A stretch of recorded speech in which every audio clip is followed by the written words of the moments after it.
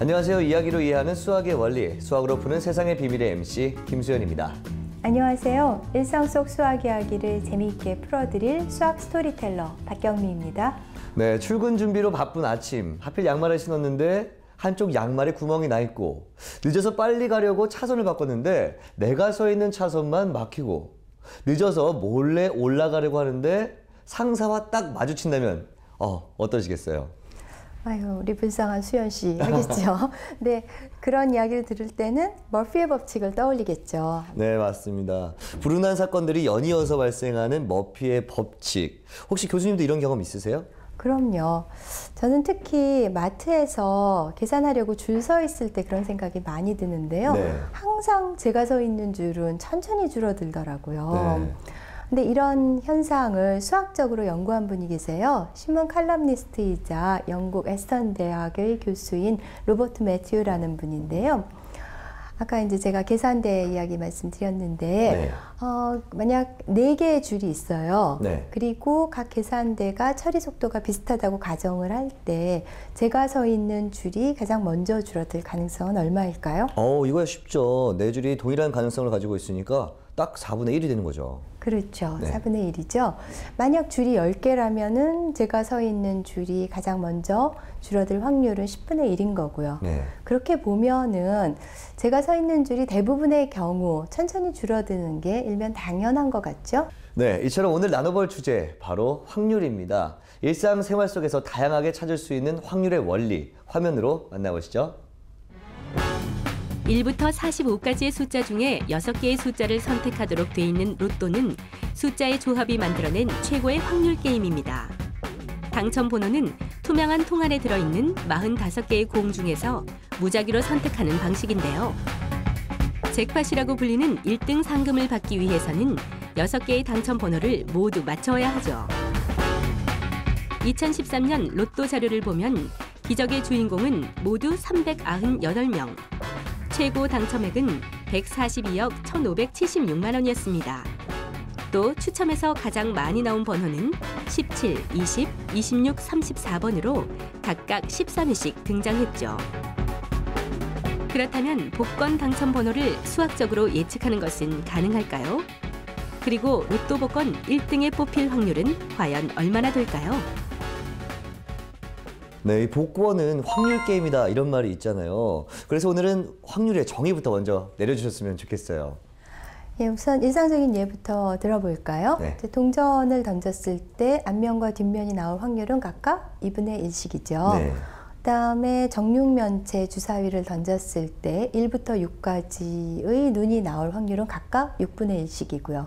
그러면 2분의 1과 6분의 1이 어떻게 나왔는지 생각을 해보면 일어날 수 있는 모든 경우의 수분의 특정한 사건이 일어나는 경우의 수가 되죠. 즉 2가지 앞뒷면 중에서 하나, 그 다음에 1부터 6까지 6가지 중에서 하나 이렇게 되니까는요. 네, 그러니까 즉 이 어떤 일이 일어날 가능성을 한번 점쳐본다 이렇게 볼 수 있겠군요. 예. 또 점쳐본다 하니까 생각나는 게 로또 이 1등 당첨될 확률은 얼마나 될까요? 1등 확률, 이거를 생각하기 위해서는 네. 조합이라는 것에 대한 좀 배경 지식이 필요한데요. 네. 여기 조금 좀 생소한 기호가 나와 있는데 N, C에 R 이렇게 돼 있죠. 네. C는 지금 조합, 컨비네이션을 의미하는 것이고요. 네. 여기서는 N개 중에서 R개를 선택하는 경우의 수를 나타내는 기호예요. 네, 제가 약간 조합이 가물가물 기억이 나는 게 고등학교 때 배웠던 게 이 순열은 순서를 고려한 것, 그리고 조합은 순서를 고려하지 않은 것 이렇게 정리를 해볼 수 있잖아요. 네. 그렇죠. 네. 예, 순열은 이제 퍼뮤테이션이라고 해서 P로 표현을 하고 네. 조합은 컨비네이션 C로 하는데요. 네. 말씀하신 대로 조합은 순서를 고려하지 않고 선택하는 경우의 수들을 세는 게 되죠. 그러면은 한번 간단한 예들, 조합의 예들을 생각을 해보면은 4, C의 1. 그러니까 네. 4개 중에서 하나를 선택하는 경우의 수는 뭐 4가지겠죠. 네. 그 다음에 4C의 2로 가보면은요, 4개 중에서 2개를 선택하는데 순서는 상관이 없다. 그러면 1, 2, 3, 4, 4개가 있을 때 선택하는 수는 1, 2, 1, 3, 1, 4, 2, 3, 2, 4, 3, 4 이렇게 6가지 경우가 있겠죠. 네. 그러니까 4C의 2는 6이 되죠. 네. 그래서 여기서 이제 그리 큰 수가 나오지 않는데 이제 복권, 말씀하신 복권 1부터 45까지 중에서 이제 6개를 선택하는 거잖아요. 그런데 6개가 나오는 순서가 상관이 없으니까 그 당첨 번호가 들어있기만 하면 되니까 조합을 이용하면 되고요. 네. 순열이 아니라. 45개 중에서 6개를 선택하는 모든 경우의 수를 먼저 구해야 되겠죠. 그거는 45C의 6이 되고요. 네. 무려 814만 5,060가지가 돼요. 아, 그것 중에서 당첨 숫자 6개가 나오는 한 가지 경우니까 확률은 814만 5,060분의 1이 되겠죠. 와, 800만이라고 하신 거잖아요. 그렇죠. 예. 뭐 예상을 했었지만 정말 희박한 확률이네요. 그렇죠. 이거는 만약 일주에 복권을 한 장씩 산다고 하면은 네. 약 16만 년 동안 사야지 이제 1등이 한번 당첨되는 그런 아주 희박한 확률이죠. 160년도 아니고 60년도 아니고 16만 년이요. 와, 그냥 안 된다고 보는 게 빠를 것 같네요. 그렇죠. 그러면 조금 더 가능성이 있는 2등은 확률이 어떻게 될까요? 2등의 경우는 6개 중에서 5개의 당첨 숫자와 하나의 보너스 숫자를 맞추면 되거든요. 네. 그래서 1등 확률의 약 6배가 되는데 2등의 확률은 135만 7,510분의 1이 되고요. 네. 그 다음에 5개의 숫자만 맞추면 되는 3등의 확률은 35,724분의 1이 돼요. 그래서 네. 뭐 1등에서 2등, 3등으로 가면서 확률이 높아지기는 하지만 여전히 희박한 확률이죠. 그렇다 네. 보니까 이 로또 당첨 번호를 예측하는 여러 가지 그 비법들이 나오기도 하고 네. 또 그 번호를 찍어주는 사이트들도 많이 있죠. 네, 그렇죠. 와, 정말 기적 같은 확률인데, 그런데 이 확률을 뚫고 약 420억 원에 당첨된 캐나다 남성이 자신의 아내가 투병을 했던, 암 투병을 했던 그 자선단체에 전액 기부한 사연을 제가 봤거든요. 와, 정말 대단하고 감동적이었는데, 그러면서 또 드는 생각이 외국도 45개 중에 6개를 고를까 이거였거든요. 예, 국가마다 조금씩 다른데요. 미국 캘리포니아랑 영국의 경우는 네. 우린 45개 중에 고르잖아요. 그긴 49개 중에 6개 숫자를 골라요. 아. 그런 경우 1등의 당첨 확률은 약 1,400만 분의 1이 돼요.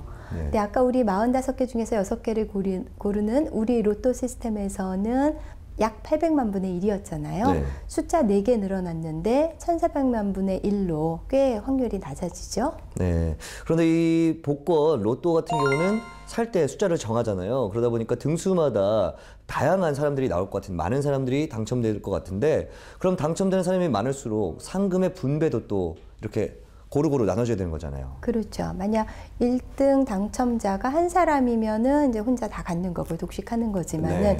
여러 명인 경우, N명인 경우 N등분을 해야 되는 거죠. 네.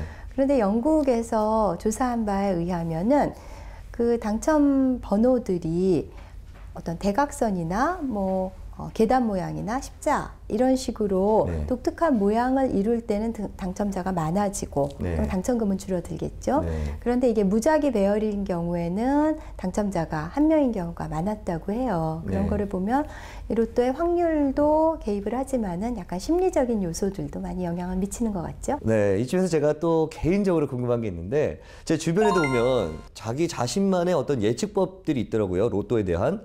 어떤 식이냐면 보통 만약에 최근에 42라는 숫자가 안 나왔다. 그러면 곧 나올 것이다. 이런 식으로 조금 예측을 하더라고요. 그러면 로또가 이렇게 확률을 통해서 예측할 수 있는 그런 건가요? 만약 아까 말씀하신 대로 네. 42라는 수가 근래에 이제 거의 네. 나오지 않았다.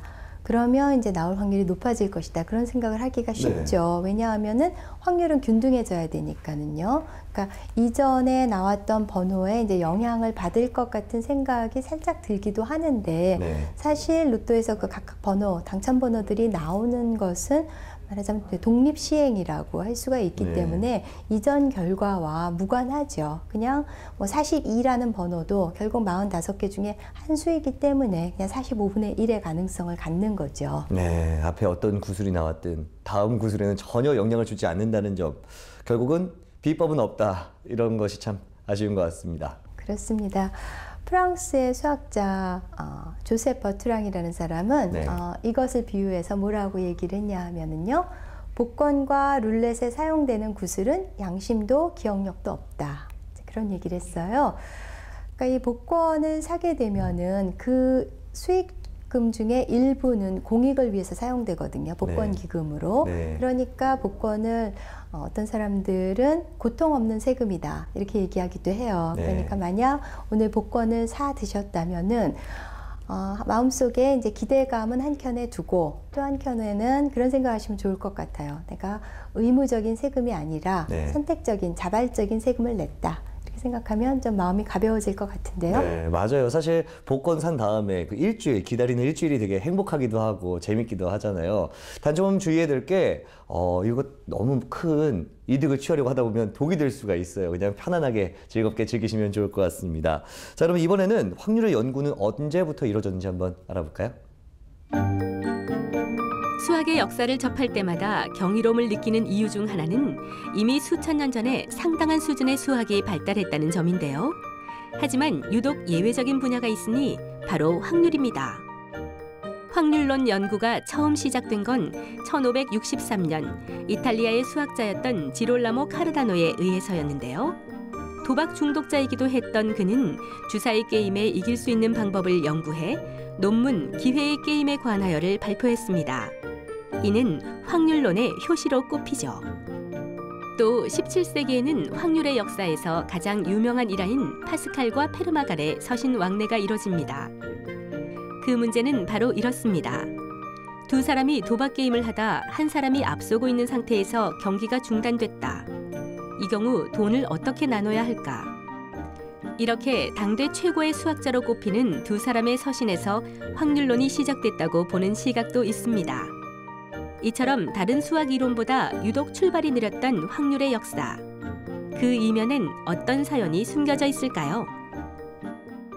네, 이전에 나왔던 내용들을 다시 한번 되짚어보면 이 유클리드의 원론의 경우에는 이미 기원전 300년경에 저술이 됐고요. 그리고 고대 그리스 시대에 이미 기하학의 체계가 굉장히 활발하게 잡혀 있었잖아요.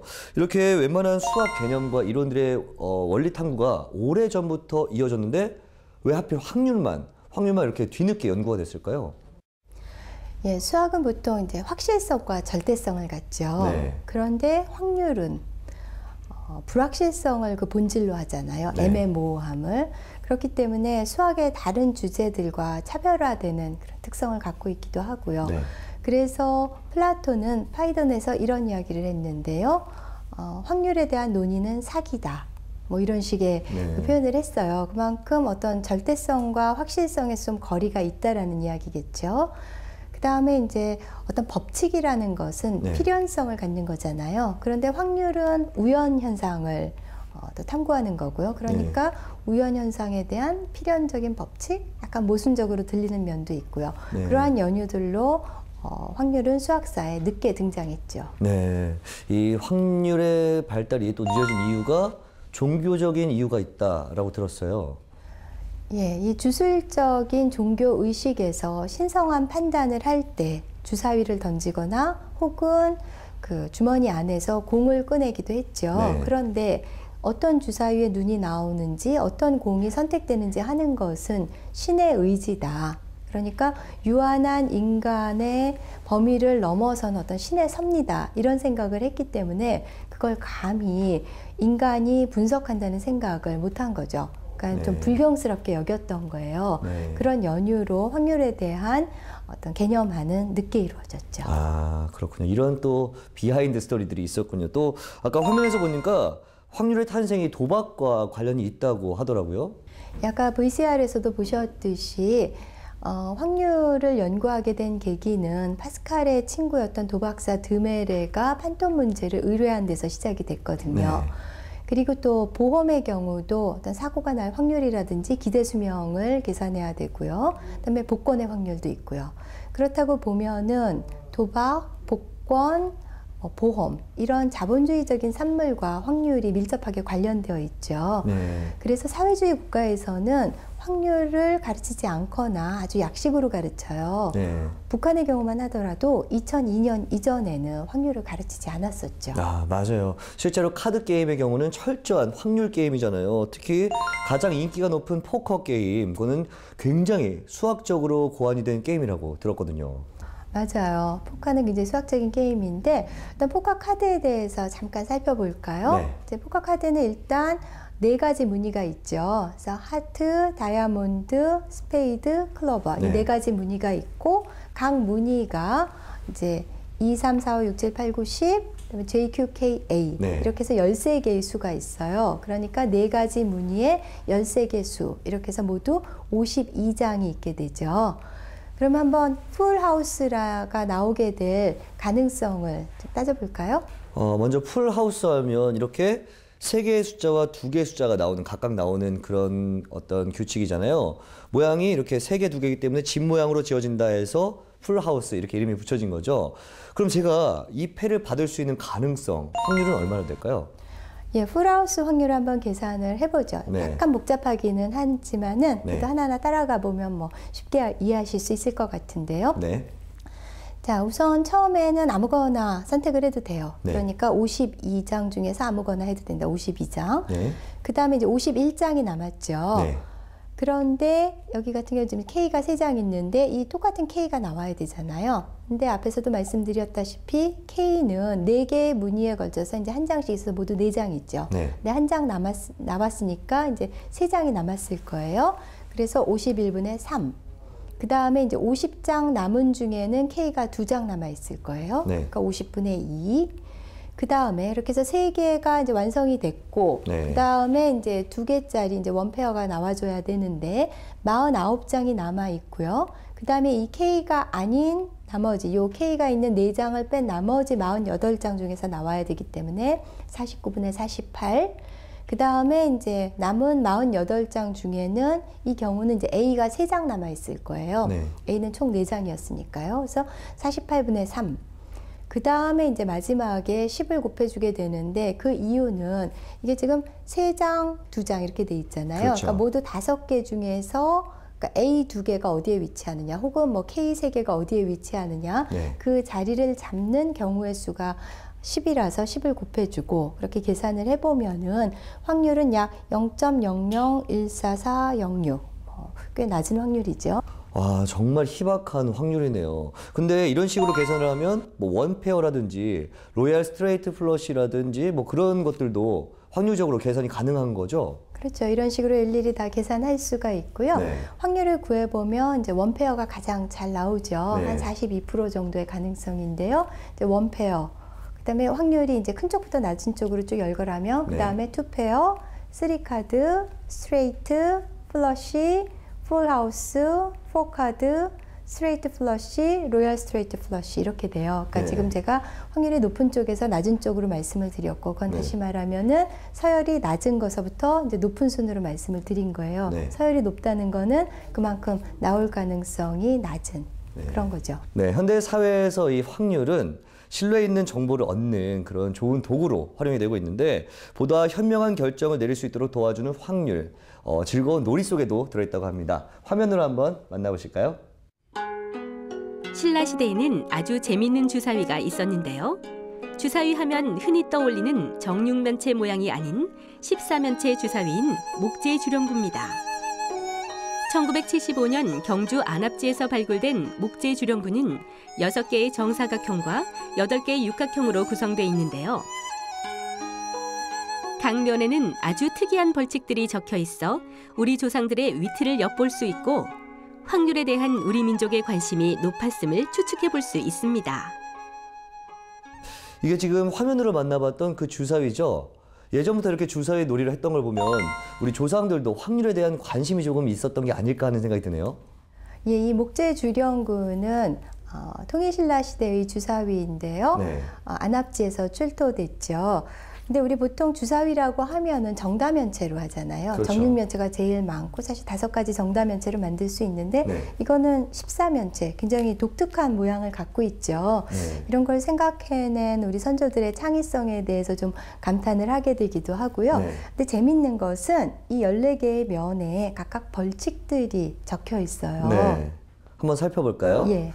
금성 장무가 소리 없이 춤추기, 중인 탑이, 여러 사람 코 두드리기, 녹면 공과, 얼굴 간지러도 꼼짝 않기. 아, 정말 힘들기도 하고 약간 민망한 그런 벌칙인 것 같은데요. 그렇죠. 우리 조상들도 꽤 짓궂었다 이런 생각이 드는데 네.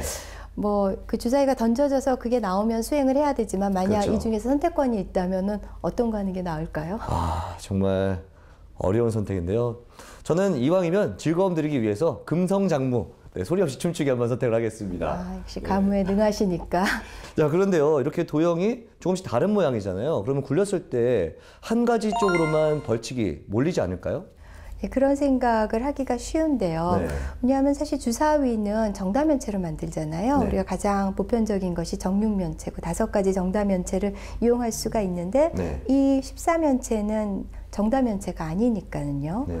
그런데 여기 정사각형하고 정육각형의 넓이를 구해보면 거의 같은 거예요. 네. 그러니까 각 면이 나올 확률도 거의 동등하다고 봐야 되죠. 그러니까 주사위로 이용하기에 적당한 모양인 거죠. 네, 이 작은 주사위 안에 또 수학적 원리들이 다양하게 담겨 있네요. 이런 조상들의 지혜가 또 민속놀이에 담겨서 지금까지 잘 전달되어 오고 있잖아요. 예, 윷놀이도 그렇죠. 네. 그리고 확률하고도 밀접하게 관련이 되어 있고요. 수현 씨 혹시 윷놀이의 유래에 대해서 아세요? 윷놀이요. 글쎄요. 그냥 즐기기만 했지 생각해 본 적이 없는데요. 예, 윷놀이에 대해서는 여러 가지 유래가 있는데요. 네. 그 중에 하나에 따르면은 부여족이 5종류의 가축을 5부락에 나누어 주고 네. 그 생존 번식을 시키는 그런 경쟁을 상징하기 위해서 만들어졌다고 해요. 네. 그리고 특히 독에 걸린 모가 동물을 나타낸다고 합니다. 아, 그러면 또 궁금해지죠. 독에 걸린 모, 이 확률 어떻게 될까요? 예, 확률을 따져보기 위해서 일단 기본적인 사항부터 점검을 해보면은요. 네. 제 육가락 하나는 이제 둥근 면이 위로 오거나 평평한 면이 위로 오겠죠. 그렇죠. 그러니까 2가지 가능성이 있죠.